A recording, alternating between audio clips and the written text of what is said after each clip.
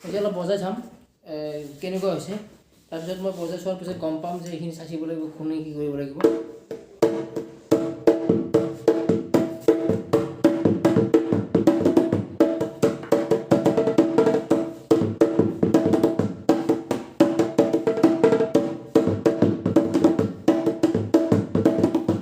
অলপ বহিবলৈ